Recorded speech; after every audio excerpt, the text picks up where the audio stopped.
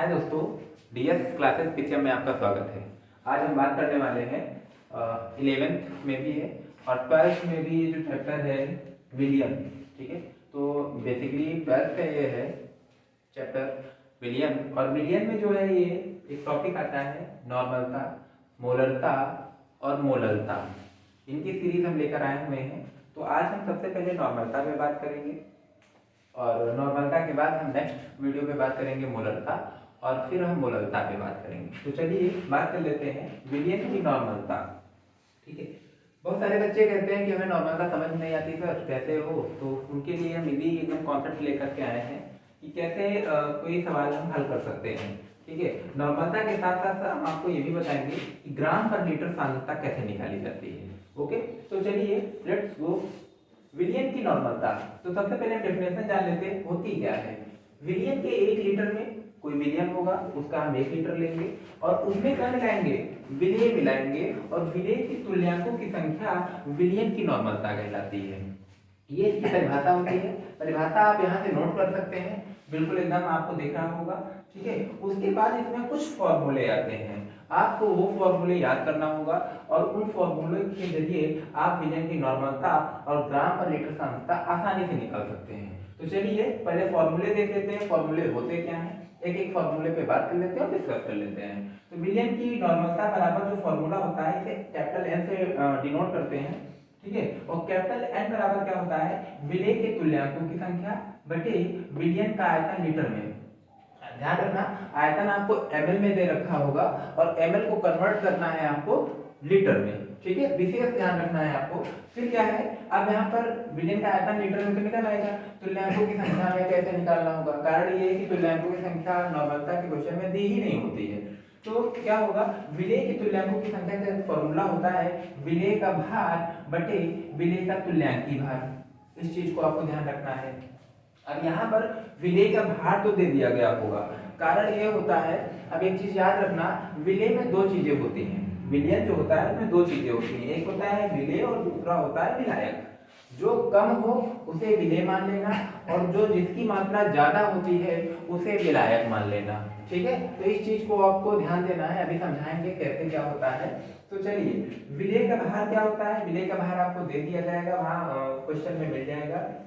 ठीक है, अब विलेय का तुल्यांकी भार आप कैसे निकालेंगे, तो विलेय के तुल्यांकी भार निकालने के लिए आपको क्या करना पड़ेगा, विलेय का अणुभार रखना पड़ेगा। अब अणुभार क्या होता है, ये भी समस्या का कारण बन जाता है कि बहुत सारे बच्चे अणुभार भी नहीं निकाल पाते हैं। तो अणुभार कैसे निकालेंगे, तो चलो इस पे थोड़ा सा डिस्कस कर लेते हैं।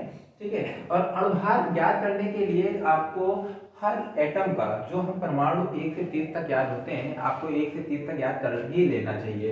एग्जैक्ट क्या होता है ये आपको याद कर लेना चाहिए। ठीक है, कभी कभी आपको जब ऐसे क्वेश्चन आते हैं तो आपके क्वेश्चन के बाद जो है आपको अणुभार दे दिया जाता है। कि जैसे यहाँ पर एक क्वेश्चन है NaOH, सोडियम हाइड्रोक्साइड, तो यहाँ पे आपको दे दिया जाएगा कि अणुभार आपका सोडियम का इतना होता है, ऑक्सीजन का इतना होता है और हाइड्रोजन का इतना, सबका दे रखा होता है। इन केस अगर नहीं दिया हुआ है तो फिर आपको याद करना पड़ेगा। ठीक है, एटॉमिक नंबर से। ठीक है, आपको एटॉमिक नंबर भी याद करना होता है और एटॉमिक वेट भी याद करना होता है, ताकि अगर मान लो कि आपको नहीं दिया है तो उस कंडीशन में आपको याद रहेगा और आप आसानी से उस क्वेश्चन को हल कर पाएंगे। लेकिन बहुत सारे बच्चे क्या करते हैं कि उनको बता दिया जाता है कि वहां दे रखा होगा तो वो याद ही नहीं करते हैं। इस कंडीशन में भाई वहां पर अगर दिया है तो जो बच्चे दिया है वो तो लगा लेंगे और जो अगर नहीं दिया होता है तो थोड़ा दिक्कत होता है। ठीक है, तो चलिए बात कर लेते हैं अणुभार क्या होता है। अणुभार जैसे सोडियम का होता है 23 और ऑक्सीजन का जो होता है वो एटॉमिक नंबर की बात करें तो 8 होता है और एटॉमिक वेट की बात करें तो 16 होता है। और हाइड्रोजन का 1 ही होता है क्योंकि इसमें 1.008 लिया जाता है, लेकिन मोस्टली सभी लोग एक ही रखते हैं, तो ये टोटल मिला के 40 हो जाता है। ठीक है, 40 होने के बाद आप संयोजकता कैसे निकालते हैं, तो संयोजकता वाला चैप्टर हमने पहले ही बताया था, जब फॉर्मूले हमने बनाना सिखाया था तो वहां पर आपको संयोजकता से हमने रूबरू करा दिया था। और अगर आपने नहीं देखा है तो आप जाके शॉर्ट्स पे आप वीडियो देख सकते हैं। शॉर्ट्स पे मेरे कई सारे वीडियो पड़े हुए हैं जहां पर वैलेंसी यानी रेडिकल के बारे में बात की गई है, तो रेडिकल वाला आप वहां नोट कर लीजिए, संयोजकता वहां से निकल आएगी। सोडियम का +1 होता है, हाइड्रोक्साइड का -1 होता है, +1 -1 किसी एक वाले को हम वहां पर रख लेंगे। ठीक है, उसके बाद आता है नेक्स्ट आपको याद करने को आएगा कि विलियन की सांद्रता ग्राम पर लीटर में बताइए। तो ग्राम पर लीटर में सांद्रता निकालने के लिए क्या करेंगे, नॉर्मलता आप जितनी निकालेंगे उसमें पदार्थ का तुल्यांकी भार से मल्टीप्लाई कर देंगे, गुणा कर देंगे, तो हमारा जो होता है विलियन की ग्राम पर लीटर सांद्रता निकल के आ जाती है। तो चलिए ये आपने नोट कर लिया होगा, इसको आप नोट कर लीजिए, पॉज करके नोट कर लीजिए। इसके आगे हम बात करते हैं क्वेश्चन पे। क्वेश्चन क्या है कि 4 ग्राम NaOH, ठीक है, 4 ग्राम NaOH जल यानी H2O में घोलकर विलियन का कुल आयतन 250 ml तैयार किया गया है। ध्यान दो, 4 ग्राम NaOH है, 250 ml कर दिया गया है। तो सोचो कि 4 ग्राम में जो 250 ml बना दिया गया है, 250 ml ज्यादा होता है, 4 ग्राम थोड़ा कम होता है, तो जाहिर सी बात है जो विलेय यहाँ पर होगा वो NaOH होगा। NaOH कैसा होगा, विलेय होगा। और जल यहाँ पर क्या होगा, जल होगा, यहाँ पर जो 250 ml है जल जो होगा वो होगा विलायक, ठीक है। अब बात आती है कि ये विलियन का जो आयतन होता है वो तैयार कैसे किया जाता है, ये बहुत इंपॉर्टेंट बात होती है, ठीक है। तो होता ये है कि सबसे पहले हम एक जो है मेजरिंग सिलेंडर ले लेते हैं। मेजरिंग सिलेंडर आपने देखा होगा लैब में कैसे बनाया जाएगा, 250 ml कैसे हम तैयार करेंगे। तो एक ओरल हम बता देते हैं, एक्सपेरिमेंट जब आएगा तो हम एक बार कोशिश करेंगे एक्सपेरिमेंट कराने के लिए। मेजरिंग सिलेंडर होता है, मेजरिंग सिलेंडर कुछ ऐसा होता है, ठीक है,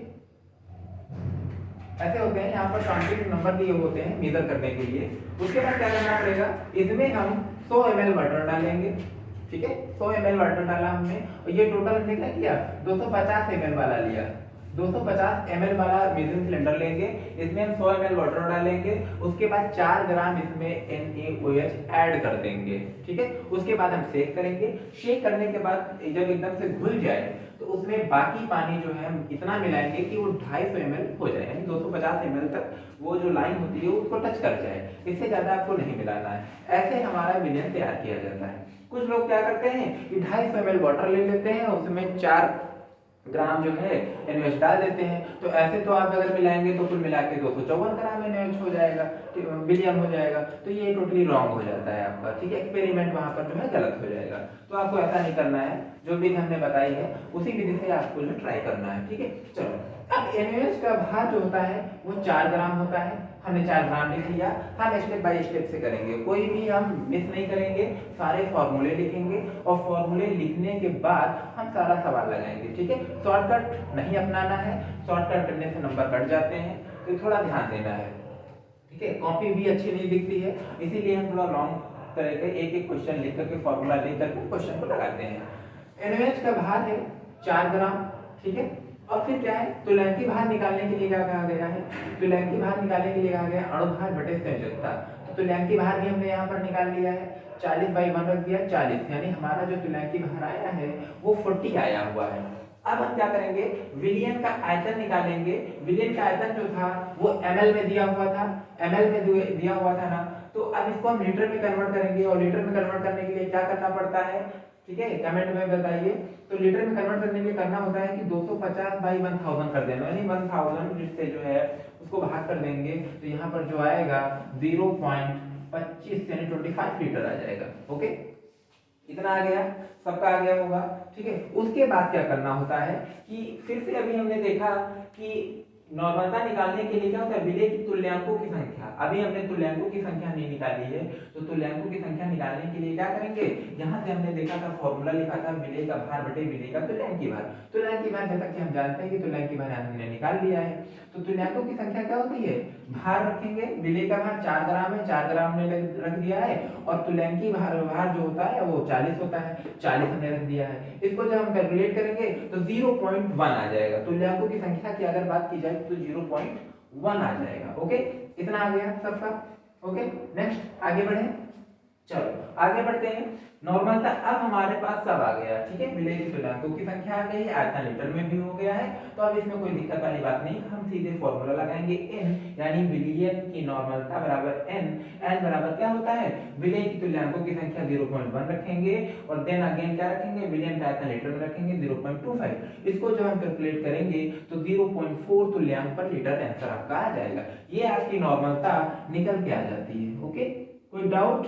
अगर डाउट हो तो कमेंट में बताइए। उसके आगे क्या होता है कि ग्राम पर लीटर सांद्रता की बात करते हैं। ग्राम पर लीटर सांद्रता कैसे निकाली जाती है? तो ग्राम पर लीटर सांद्रता में क्या होता है, यहाँ पर से एक क्वेश्चन हमने एक फॉर्मूला लिखाया था, आप नोट किया होगा, ये फॉर्मूला आपको रख देना है वहां पर ग्राम पर लीटर सांद्रता में। सांद्रता क्या, ये क्या कहता है, नॉर्मलिटी इनटू पदार्थ का तुल्यांकी भार। तो नॉर्मलिटी क्या होती है, ये होती है 0.4 है इनटू 40 बराबर क्या हो गया 16 यानी 16 ग्राम पर लीटर, ये जो है आपका आंसर आ जाएगा। तो यहाँ पर ये आंसर आ गया है।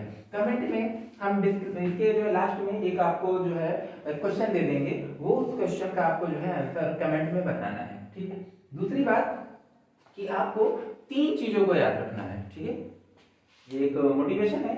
3 चीजों को याद रखना है, ठीक है, और 3 चीजें अगर आपने जीवन में फॉलो कर ली तो आप बेस्ट हो जाएंगे। वो है ट्रिपल पी। ट्रिपल पी, इस वर्ड को आपने शायद ना सुना हो, लेकिन ये वर्ड बड़ा ही इंपॉर्टेंट है, ठीक है। इस वर्ड को आपको फॉलो करना चाहिए। अगर भविष्य में कुछ करना है तो बिल्कुल इसको फॉलो करिए, ठीक है। अब इसका मतलब क्या है, चलिए बता देते हैं, ठीक है। इसका मतलब पी से होता है पंक्चुअलिटी, आपके अंदर पंक्चुअलिटी होनी चाहिए। दूसरा क्या होता है कि प्रैक्टिस, ठीक है, प्रैक्टिस होनी चाहिए। और अगर ये दोनों चीजें आपके अंदर आ गई तो तीसरी जो चीज है वो होती है परफेक्शन। परफेक्शन ऑटोमेटिक आपके अंदर आ जाएगी। पंक्चुअलिटी, प्रैक्टिस, ये दोनों चीजें आ जाएंगी तो परफेक्शन आपके अंदर ऑटोमेटिक आ जाएगा, ठीक है। तो इन ट्रिपल पी को आपको अपने लाइफ में उतारना है, इसको फॉलो करना है। चैनल को सब्सक्राइब कर दीजिए और ऐसे ही वीडियो देखने के लिए हमारे साथ बने रहिए। धन्यवाद।